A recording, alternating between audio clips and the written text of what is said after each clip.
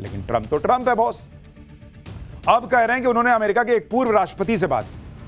पूर्व राष्ट्रपति ने कहा कि जो काम वो नहीं कर पाए वो काम ट्रंप ने कर दिया। सुनिए ट्रंप को। I've spoken to a certain president who I like, actually, a past president, former president. He said, I wish I did it. I wish I did, but they didn't do it. I'm doing it. Yeah. Which president? I can't tell you that. I don't want to embarrass him. It would be very bad for his career, even though he's got no career left. कह रहे हैं कि मैं नाम नहीं बताना चाहता, उसको शर्मिंदा नहीं करना चाहता। भर दुनिया को खुले में बेइज्जत करने वाला आदमी, इनको चिंता हो रही है कि किसी की को शर्मिंदगी झेलनी पड़ जाएगी अगर ये नाम बता देंगे। सीधा बोलिए ना भाई कि स्टोरी बना रहा है। ईरान युद्ध को लेकर अपनी तारीफ खुद ही करने वाले ट्रंप के इस बयान को लेकर लोग कह रहे हैं कि अमेरिका में 4 ही तो पूर्व राष्ट्रपति अभी जिंदा हैं और इनमें से सबने मना कर दिया कि उनकी ईरान वॉर को लेकर ट्रंप से हाल फिलहाल में कोई बात ही नहीं हुई।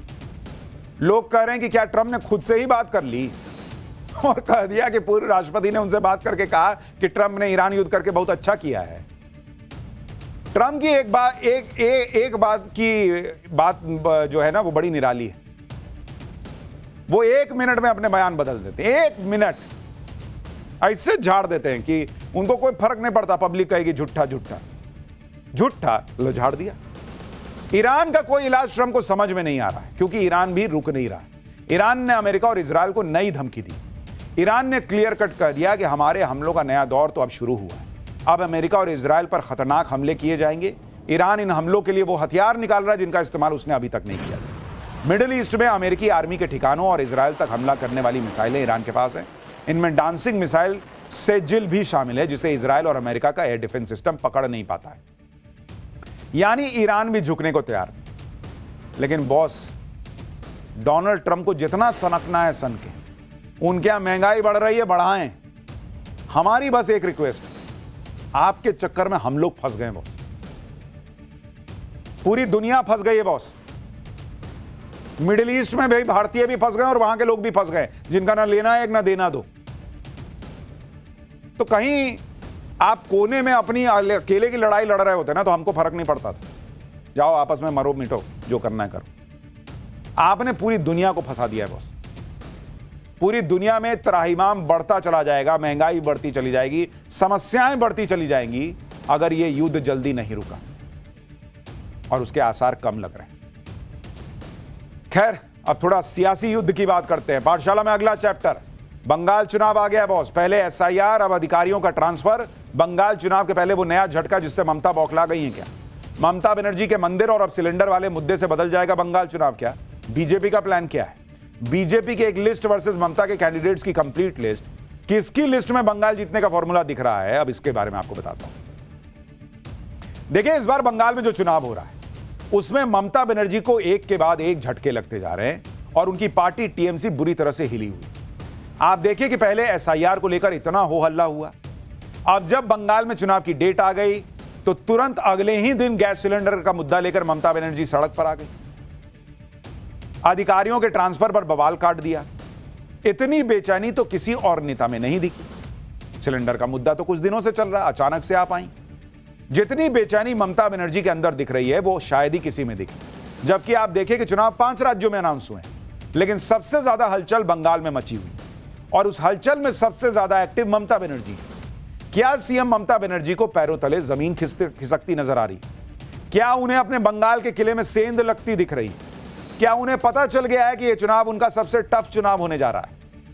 ये सब बड़े सवाल हैं क्योंकि ममता बनर्जी के सामने बीजेपी इस बार अपनी पूरी ताकत लगा रही है और इस बार भी बीजेपी ने कमर कस ली है कि ममता बनर्जी को हर जगह पर तगड़ी फाइट देकर रहे। इसी के बाद से बंगाल में खलबली मची हुई है कि बंगाल में क्या नया खेला होने जा रहा है।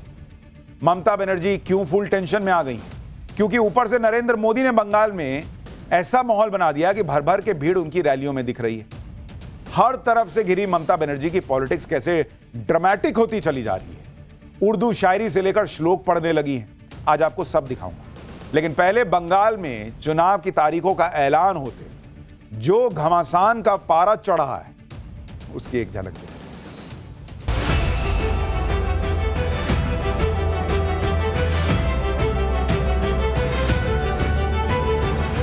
जो हमसे टकराएगा, जो हमसे टुकराएगा तो রাতে গুপ্ত তাণ্ডব করছে साल फारसी को तमन्ना साल फारसी को तमन्ना आज हमारा दिल में है देखते हैं जोर किसका बाजुए कातिल में है।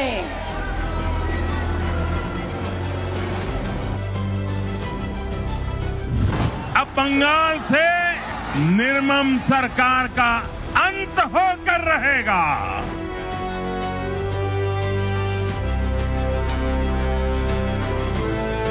खुदाई लाख बुरा चाहे तो क्या होता है वही होता है जो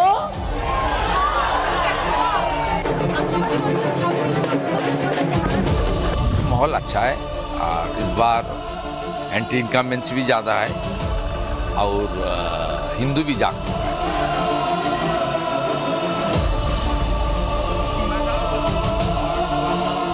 चार में आएंगे बीजेपी विदाई लेंगे।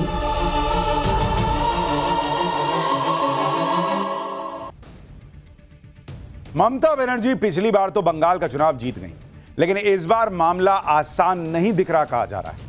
ममता बनर्जी की चिंता क्यों बढ़ती जा रही है, कौन सी चिंता उनको खाई जा रही है, ये उनकी बातों से उनकी बेचैनी साफ पता चल रही है। चुनाव के ऐलान होने के 2 दिन बाद आज उन्होंने क्या किया, कैसे सबको हैरान कर दिया, वो आपको दिखाऊं कि वो कभी उर्दू में शायरी कहकर बीजेपी को चुनौती दे रही हैं, तो कभी संस्कृत के मंत्रों के जरिए खुद को सनातन से जुड़ा हुआ दिखाने का प्रयास कर रही हैं।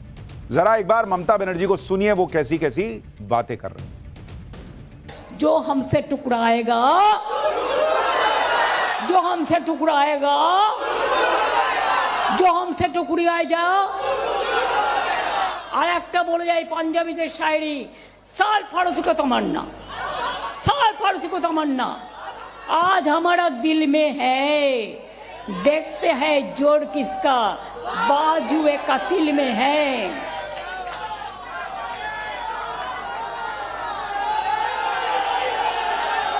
मुद्दाई लाख बुरा चाहे तो क्या होता है वही होता है जो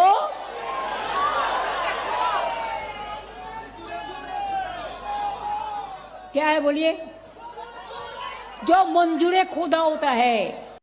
ओम सर्वमंगल मंगल्ये शिवे सर्वार्थ साधिके शरण्ये त्र्यंबके गौरी नारायणी नमस्तुते सृष्टि स्थिति विनाशनं शक्तिभूते सनातनी गुणश्रयी गुणमयी नारायणी नमस्तुते। तो ममता बनर्जी को सुनने का मजा अलग है, बहुत जबरदस्त बोलती है। करें जो हमसे टकराएगा वो खत्म हो जाएगा। शायरी और मंत्र ही नहीं, ममता बनर्जी वाहे गुरु और जैन धर्म के जयकारे भी लगा रही। यानी ममता बनर्जी खुद को कंप्लीट सेक्युलर दिखाने में जुटी हुई। देखिए एक बार। वाहे गुरु जी का खालसा जीने दो जियो और जीने दो। जय जिनेंद्र जय जिनेंद्र जय जिनेंद्र। ममता बनर्जी हर दिन नए ड्रामेटिक अंदाज में सामने आ रही। आप देखिए कि जिस दिन चुनाव की तारीख का ऐलान हुआ था उसके अगले दिन वो अधिकारियों के ट्रांसफर के मुद्दे पर भड़क गई, फिर अचानक गैस सिलेंडर के मुद्दे पर सड़क पर आ गई। इसके बीच एसआईआर के मुद्दे पर वो लगातार बोल रही। यानी कोई मुद्दा ममता बनर्जी छोड़ना नहीं चाहती। ममता शायद समझ चुकी हैं कि इस बार बंगाल में बीजेपी के साथ ये लड़ाई आर पार की लड़ाई हो सकती है। इसलिए चुनाव की तारीखों का ऐलान होने के बाद हुए ताबड़तोड़ तबादलों से वो बुरी तरह भड़की हुई। ममता बनर्जी का गुस्सा इस बात पर है कि जैसे ही बंगाल में चुनाव का ऐलान हुआ वैसे ही 24 घंटे के भीतर बंगाल में कई अधिकारियों के ट्रांसफर हो गए। बंगाल में ताबड़तोड़ तबादलों से हड़कंप इसलिए मच गया क्योंकि चुनाव आयोग ने उन अधिकारियों के तबादले किए जिन्हें सीधे सीएम ममता बनर्जी आदेश देती थी, ये कहा जाता था। ये बंगाल के टॉप लेवल ऑफिसर थे। इसलिए फैसले से भड़की ममता बनर्जी ने चुनाव आयोग को चिट्ठी लिख दी। मुख्य चुनाव आयुक्त ज्ञानेश कुमार को भेजी चिट्ठी में ममता बनर्जी ने लिखा कि वो चुनाव आयोग की तरफ से 15 मार्च और 16 मार्च को जारी किए गए आदेशों को लेकर लिखने के लिए विवश हैं, जिनमें राज्य प्रशासन के कई वरिष्ठ अधिकारियों के ट्रांसफर और एक तरफा नियुक्ति का निर्देश दिया गया है। इन निर्देशों में chief secretary, home secretary, DGP, DIG और कई दूसरे वरिष्ठ अधिकारियों को बदलने का आदेश शामिल है। इस तरह के तबादले बिना किसी ठोस कारण और चुनावों के संचालन के संबंध में किसी भी उल्लंघन या चूक के आरोप के बिना किए जा रहे हैं, जबकि परंपरा रही है कि चुनाव आयोग राज्य सरकार से 3 अधिकारियों का पैनल देने की रिक्वेस्ट करता था, जिसमें से वो किसी एक अधिकारी की नियुक्ति करता था। इसके साथ ही ममता बनर्जी ने चुनाव आयोग पर बीजेपी के इशारे पर खेला करने का भी आरोप लगाया और चुनौती दी कि चुनाव आयोग को खुलकर बीजेपी के लिए प्रचार करने उतर जाना चाहिए। हमारा चीफ सेक्रेटरी को हटा दिया, हमारा होम सेक्रेटरी को हटा दिया, हमारा और एसपी को हटा दिया, कमिश्नरेट को हटा दिया, और जिसको हटाया वो भी नॉन बंगाली है और बंगाली भी है, दोनों को ही वो अटैक किया। एक ठीक नहीं है। इसमें काबिल हो जाता है कि बीजेपी लड़ने नहीं सकता, वो एजेंसी को काम पे लगा के उसका ऊपर निर्भर करके वोट लूट करते हैं, बोलते झूठ करते लूट। हम इसको केयर नहीं करते हैं। अगर कोई क्षमता है तो सामना सामनी लड़ने बोलो। अधिकारियों के तबादलों के साथ ही ममता बनर्जी ने एलपीजी के मुद्दे पर भी गदर काट दिया, सड़कों पर उतर आए। एलपीजी के क्राइसिस के मुद्दे पर हजारों टीएमसी कार्यकर्ताओं को लेकर ममता बनर्जी ने कोलकाता के कॉलेज स्क्वायर से डोरीना क्रॉसिंग तक प्रोटेस्ट मार्च किया।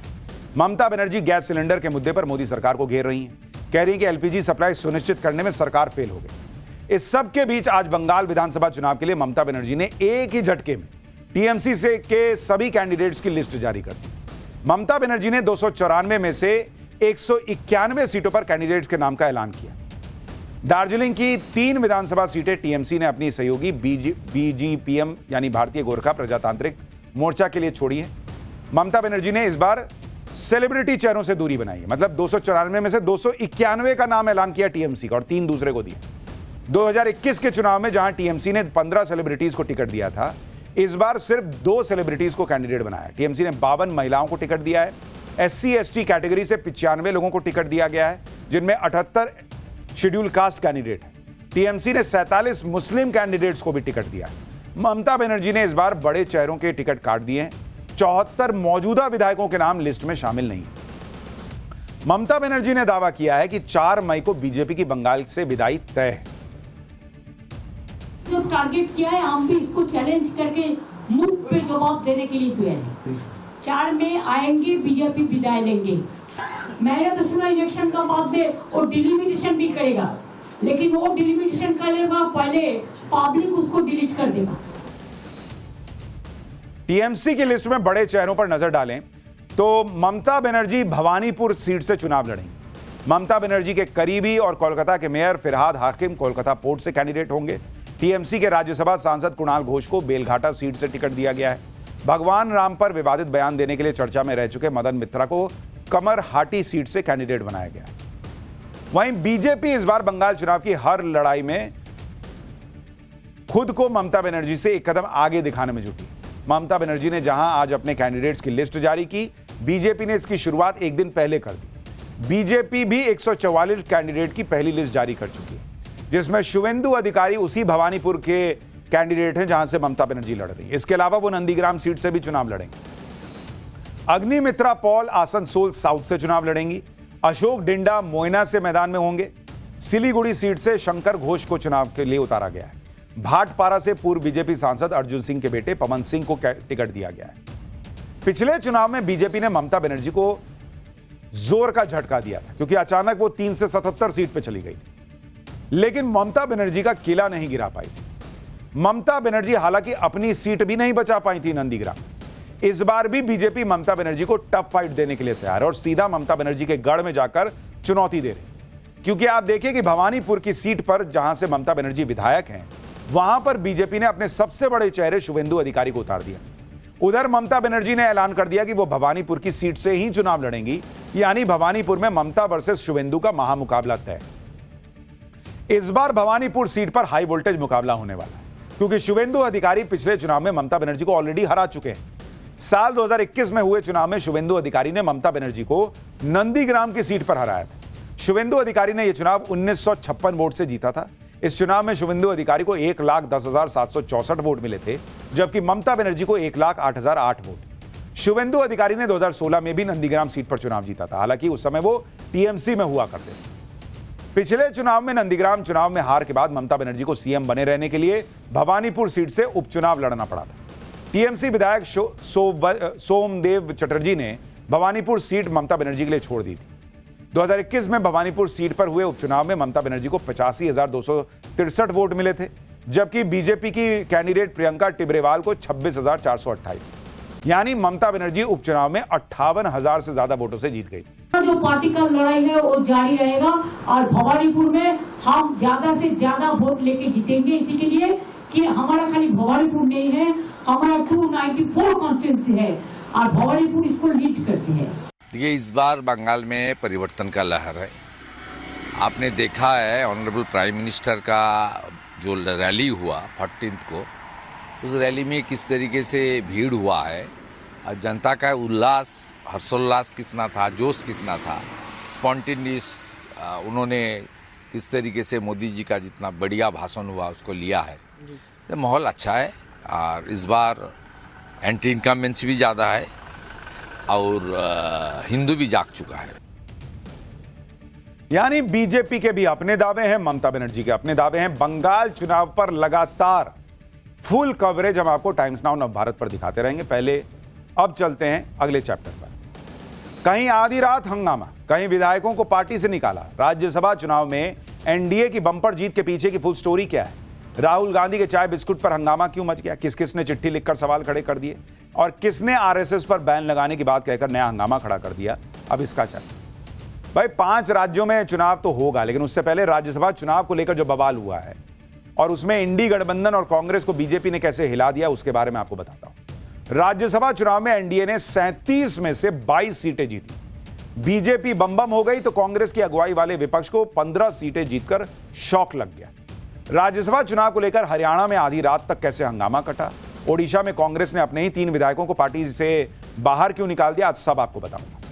इस चुनाव में कहां क्रॉस वोटिंग हुई, बीजेपी को 10 सीटों का फायदा कैसे हो गया, इंडी गठबंधन का कैलकुलेशन कैसे गड़बड़ा गया, राज्यसभा के भीतर समीकरण कैसे पलट गया है, सबसे पहले यह सब बताता हूं आपको और उसके बाद बात होगी कि राहुल गांधी के साथ क्या हुआ है। देखिए, राज्यसभा चुनाव में कांग्रेस के साथ 3 राज्यों में ऐसा खेला हो गया जिस पर कांग्रेस हाथ पैर पटक रही है। हरियाणा में कांग्रेस के 5 विधायकों ने क्रॉस वोटिंग कर दी, ओडिशा में कांग्रेस के 3 विधायकों ने क्रॉस वोटिंग की और बिहार में भी कांग्रेस के 3 विधायक वोट देने ही नहीं पहुंचे। इन सब का फायदा बीजेपी को मिल गया। लोग कह रहे हैं कि कांग्रेस ने ही बीजेपी को जिता दिया। कांग्रेस ने बीजेपी पर हॉर्स ट्रेडिंग का आरोप लगाया तो बिहार के डिप्टी सीएम ने इंडी गठबंधन के मजे ले लिए। कांग्रेस और बीजेपी दोनों को सुनिए। देखिए, बीजेपी जो है जितनी भी बातों में पहले कहा करती थी कि गलत है, ये गलत है, आज वो सब कुछ कर रहे हैं। सत्ता की भूख में अपने को चुनाव में जिताने के लिए 3 तिकड़म दंड फंद पैसे से विधायकों को खरीदना है, कैसे भी करके जो है इलेक्शन कमीशन का इस्तेमाल करना, हर तरह से ये करके हॉर्स ट्रेडिंग का मतलब होता है कि जो है कि आप पैसे के बल पे विधायकों को खरीदे, ये करें। करने वाले लोग तो आरोप लगाते ही हैं, अपनी कमजोरी को छुपाते हैं, अपने विधायक को ये वोट नहीं दिला पाते हैं, विधायक इनसे नाराज हैं, उसकी चर्चा ये नहीं कर पाते हैं। जिनका विधायक का विश्वास नेता पर नहीं हो, वो दूसरे के मत्थे ठिकरा फोड़ रहे हैं, ये कतई उचित नहीं। हरियाणा में राज्यसभा की 2 सीटों के लिए चुनाव हुआ था जिसमें कांग्रेस हारते हारते बची। कांग्रेस उम्मीदवार इतने कम अंतर से जीते कि आंकड़े देखकर आप हैरान हो जाएंगे। कांग्रेस के कर्मवीर बौद्ध को 28 वोट मिले, जबकि निर्दलीय उम्मीदवार नांदल को 27.34 वोट मिले। यानी निर्दलीय उम्मीदवार नांदल कांग्रेस उम्मीदवार के से केवल 0.66 वोट के अंतर से हारे। ऐसा इसलिए हुआ क्योंकि कांग्रेस के 4 वोट रद्द हो गए और 5 विधायकों ने क्रॉस वोटिंग कर दी, यानी कांग्रेस के 9 वोट कम हो गए। रिजल्ट आने के बाद हरियाणा में नेता विपक्ष भूपेंद्र सिंह हुड्डा ने कहा कि कांग्रेस के जिन 5 विधायकों ने पार्टी को धोखा दिया, उनकी जानकारी आलाकमान को दे दी गई है। हुड्डा ने उन विधायकों का नाम तो जाहिर नहीं किया, लेकिन कहा कि जल्दी ही पार्टी उन पर एक्शन लेगी। यानी बहुत सारा खेला हुआ है। उधर राहुल गांधी जो संसद की सीढ़ियों पर बैठ के चाय बिस्किट खा रहे थे, उसको लेकर कई लोगों ने चिट्ठी लिख दी कि ये क्या आचरण है। और अब हमारा स्पेशल सेगमेंट सोचा है कभी, वो सवाल जो दिमाग की बत्ती जला दे। सबके फोन में एसएमएस तो आता ही, लेकिन क्या आपने सोचा है कभी कि वो कौन सा एसएमएस है जो अगर आपने मोबाइल पर पहचान लिया तो लाखों रुपए बच जाएंगे? दरअसल कुछ एसएमएस ऐसे होते हैं जिनमें खास कोड भी होता है।